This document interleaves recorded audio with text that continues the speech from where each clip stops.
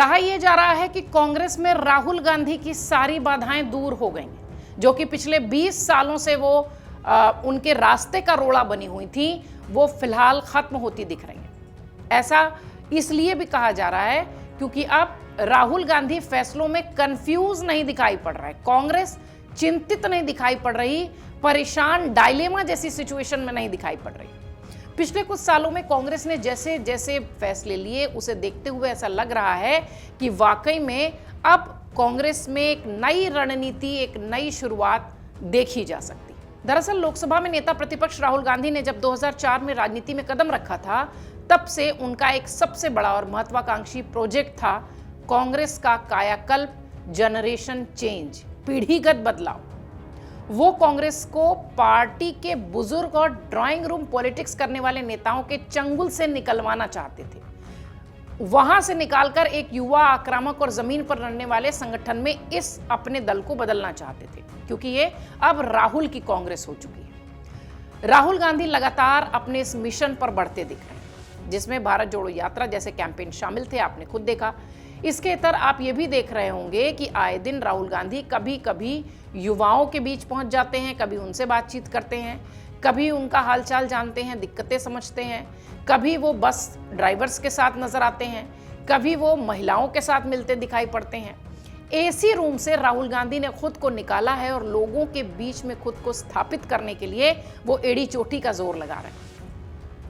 राहुल गांधी का यह सियासी प्रयोग पुराने दिग्गजों के कड़े विरोध और अंदरूनी खींचतान के चलते परवान नहीं चढ़ पा रहा था, लेकिन पिछले दिनों कांग्रेस के भीतर जो कदम उठाए गए, जो बदलाव देखे गए, उससे ऐसा लगता है कि राहुल गांधी अपना 20 साल पुराना सपना अब हकीकत में बदलने की कोशिश कर रहे हैं। केरल में रमेश चेन्निथल्ला और केसी वेणुगोपाल को नजरअंदाज कर वीडी सतीशन को सीएम बनाना, लंबी खींचतान के बाद कर्नाटक में सिद्धारमैया की जगह डीके शिवकुमार की ताजपोशी कराना, कांग्रेस में लीडरशिप में यह बड़ा बदलाव, ये दो संकेत दे रहे हैं। यही नहीं, राज्यसभा चुनाव के लिए कांग्रेस ने जिस तरह से राहुल गांधी के करीबी नेताओं को जगह दी है, उससे यह साफ जाहिर होता है कि कांग्रेस अब जनरेशन शिफ्ट की ओर बढ़ रही है, जिसकी उसको जरूरत थी।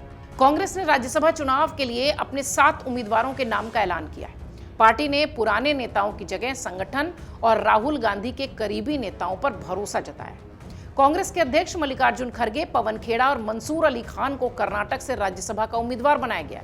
मध्य प्रदेश से मीनाक्षी नटराजन, राजस्थान से नीरज डांगी, तमिलनाडु से प्रवीण चक्रवर्ती और झारखंड से प्रणव झा को राज्यसभा का टिकट दिया गया।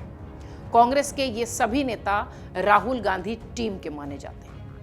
प्रवीण चक्रवर्ती को राहुल गांधी का सबसे करीबी माना जाता है, जो पार्टी की नीतियों, आर्थिक मामलों से जुड़े प्रमुख चेहरों में गिने जाते हैं। कांग्रेस के प्रकोष्ठ, प्रोफेशनल कांग्रेस और प्रौद्योगिकी और डेटा विभाग के वो प्रमुख भी हैं।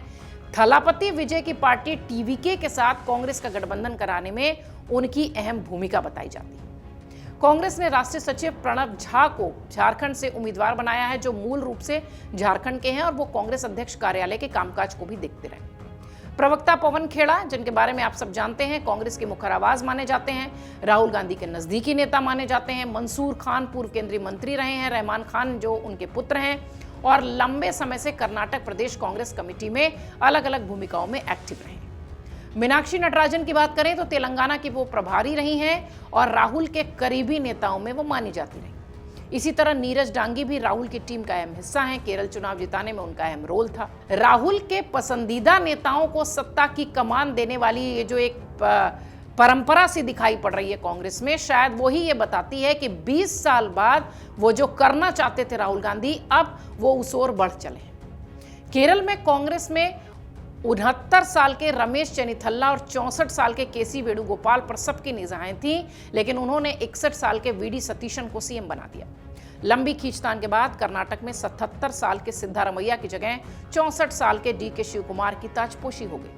इतना ही नहीं, केरल और कर्नाटक में बनी सरकार के मंत्रिमंडल गठन में युवा चेहरों को खास तवज्जो दी गई। केरल में 50% मंत्रियों की उम्र औसतन 50 साल से कम। सामाजिक समीकरणों के मद्देनजर कर्नाटक में नेतृत्व परिवर्तन ज्यादा मुश्किल था। सिद्धारमैया ओबीसी समुदाय से आते हैं, जिसे नाराज करने का जोखिम शायद कोई भी पार्टी नहीं लेना चाहेगी, लेकिन कांग्रेस ने लिया। राजनीतिक रूप से कर्नाटक में 3 ताकतवर समुदाय हैं। आप सब जानते हैं, लिंगायत, वोक्कालिंगा और कुरुबा। लिंगायत मुख्य रूप से बीजेपी के समर्थक होते हैं। सिद्धारमैया आते हैं कुरुबा जाति से, जबकि पूर्व पीएम एचडी देवगौड़ा सबसे बड़े वोक्कालिंगा नेता के रूप में जाने जाते हैं। अब कांग्रेस ने वोक्कालिंगा जाति के डीके शिव कुमार को सीएम बनाकर एक बड़ा दाव चल दिया है। कर्नाटक में सियासी बैलेंस बनाए रखने के लिए जी परमेश्वर को डिप्टी सीएम बीके हरिप्रसाद को प्रदेश अध्यक्ष की कमान सौंप दी गई, जो कि ओबीसी से आते हैं। बैलेंस देखिए आप, हरिप्रसाद को गांधी परिवार के करीबी नेताओं में माना जाता रहा है। इसके अलावा कर्नाटक में शिव कुमार की अगुवाई वाली सरकार में मल्लिकार्जुन खड़गे और सिद्धारमैया के बेटे को कैबिनेट में जगह देकर भविष्य के सियासी जो एक कह लीजिए कि समीकरण है, उसका रास्ता खोला ही रखा गया है। तेलंगाना में कांग्रेस की सरकार बनी तो मुख्यमंत्री की कुर्सी युवा चेहरे रेवंत रेड्डी को दी गई। रेवंत रेड्डी को राहुल गांधी का करीबी माना जाता रहा है। तेलंगाना के सीएम रेवंत रेड्डी मात्र 56 साल के हैं। हिमाचल के मुख्यमंत्री सुखविंदर सिंह सुक्खू की उम्र 62 साल है। इस तरह एक एक करके राज्यों में सत्ता पर राहुल गांधी के पसंदीदा नेताओं की ताजपोशी होती दिखाई पड़ रही है। यानी 20 साल बाद जनरेशनल शिफ्ट की जो बात बहुत समय से राहुल गांधी के दिमाग में चल रही थी, वो शायद अब तस्वीर लेती दिखाई पड़ रही है। पिछले दिनों 46 साल के नितिन नवीन बीजेपी के राष्ट्रीय अध्यक्ष बने। 80 साल की उम्र पार कर चुके कांग्रेस के अध्यक्ष मल्लिकार्जुन खड़गे से उनकी तुलना होने लगी।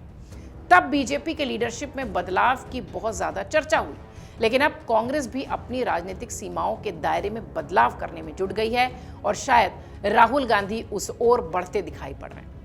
पहले कांग्रेस में राज्यों के बड़े फैसले राज्यों के छत्रप अशोक गहलोत हुए, कमलनाथ हुए, भूपेश बघेल हुए, ओमन चांडी हुए, दिग्विजय सिंह हुए, ये सब लिया करते थे। लेकिन अब राहुल गांधी ने राज्यों में ओल्ड गार्ड को धीरे धीरे साइडलाइन कर दिया है और उन्हें राष्ट्रीय भूमिका में भेजकर नई पीढ़ी को कमान सौंपने की तैयारी की है। कर्नाटक हो, हिमाचल हो, तेलंगाना हो, केरलम हो, कांग्रेस हाईकमान ने पीढ़ीगत परिवर्तन कर दिया है। कांग्रेस ने बुजुर्ग और ओल्ड गार्ड के जो नए चेहरों उनकी जगह जो नए चेहरों की ताजपोशी की है, उससे एक बड़ा सियासी संदेश भी दिया है। कांग्रेस के संगठन में भी बदलाव शुरू हो गए हैं। अब नए चेहरे वहां भी नजर आने दिखाई पड़ेंगे। कांग्रेस संगठन में बदलाव का जो संकेत है वो आप समझिए कि प्रदेश में संगठन को लेकर जिला संगठन तक युवा चेहरों की नियुक्ति शुरू हो रही है। सैयद नसीर हुसैन को जम्मू कश्मीर का प्रभारी बना दिया गया है। कृष्णा अल्लावरू को बिहार का प्रभारी, सप्तगिरी उलाका जैसे युवा चेहरे बड़ी राज्यों की जिम्मेदारी संभाल रहे हैं। ये राहुल गांधी की यूथ कांग्रेस वाली मूल टीम के सहयोगी लोग हो सकते हैं जो अब मुख्य संगठन चलाते हुए दिखाई पड़ रहे हैं। आंध्र प्रदेश की बात करें तो वहां की अध्यक्ष शर्मिला 46 साल की हैं। मध्य प्रदेश अध्यक्ष जीतू पटवारी 52 साल के हैं। इसके अलावा पंजाब में कांग्रेस की कमान अमरिंदर सिंह राजा बंडिक को दी गई है, वो भी 48 साल के हैं। बिहार में प्रदेश कांग्रेस कमेटी के अध्यक्ष राजेश कुमार हैं जो 56 साल के हैं। इसी तरह उत्तर प्रदेश में अजय राय जो 56 साल के हैं। महाराष्ट्र प्रदेश कांग्रेस के अध्यक्ष हर्षवर्धन सपकाल की उम्र भी 58 साल है। हालांकि चर्चा इस बात की भी है कि ये जितने नाम मैंने लिए हैं इनका काफ़ी लंबा अनुभव प्रदेश अध्यक्ष के तौर पर हो चुका है, इसलिए हो सकता हो इन्हें चेंज भी किया जाए। इन सभी को प्रदेश अध्यक्ष बनवाने में राहुल गांधी का अहम रोल उस वक्त रहा था क्योंकि सभी उनकी टीम के हिस्से के तौर पर देखे जाते थे। कांग्रेस में जिस तरह से लगातार सियासी बदलाव हो रहा है उसके चलते राजस्थान में सचिन पायलट समेत अन्य राज्यों के युवा नेताओं का इंतजार हो सकता हो बहुत जल्द खत्म हो। कांग्रेस के अतीत की सियासत अगर आप देखिए तो जब भी राहुल गांधी बदलाव करना चाहते रहे हैं तो पार्टी के वरिष्ठ नेता सोनिया गांधी के पास जाकर अपनी वीटो लगवा दिया करते थे। मल्लिकार्जुन खड़गे के अध्यक्ष बनने और राहुल गांधी के नेता प्रतिपक्ष की मजबूत भूमिका में आने के बाद अब शायद समीकरण बदल रहे हैं। खड़गे और राहुल की जुगलबंदी ने पुराने नेताओं के दबाव को पूरी तरह से बेअसर कर दिया है, ऐसा हमें दिखाई पड़ रहा है। हालांकि कांग्रेस संगठन को मजबूत करने पर अगर फोकस करेगी तो शायद एक मजबूत विपक्ष के रूप में दिखाई पड़ेगी। राहुल गांधी लंबे समय से ये कहते रहे हैं कि पार्टी में चाटुकारिता की जगह कड़ी मेहनत और जनता से सीधे जुड़ाव का इनाम मिलना चाहिए। इसका सबसे बड़ा उदाहरण पवन खेड़ा का राज्यसभा जाना भी है। एक तरीके से कह लीजिए कि उनका इंतजार जो है वो पूरा हुआ है। राहुल गांधी ने उन्हें कर्नाटक जैसी सुरक्षित सीट से भेजा है।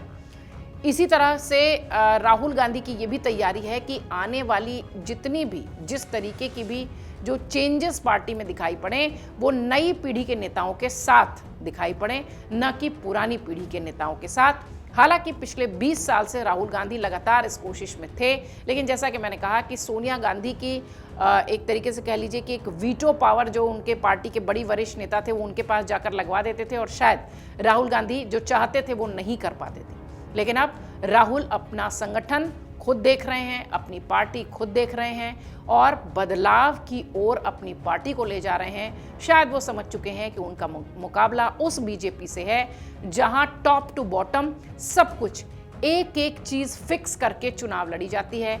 अब राहुल भी शायद उसी कोशिश में आगे बढ़ रहे हैं। अगर आप ये वीडियो YouTube पर देख रहे हैं तो हमारे चैनल को सब्सक्राइब कर बेल आइकन दबाएं और Facebook पर देख रहे हैं तो हमारे पेज को लाइक करें।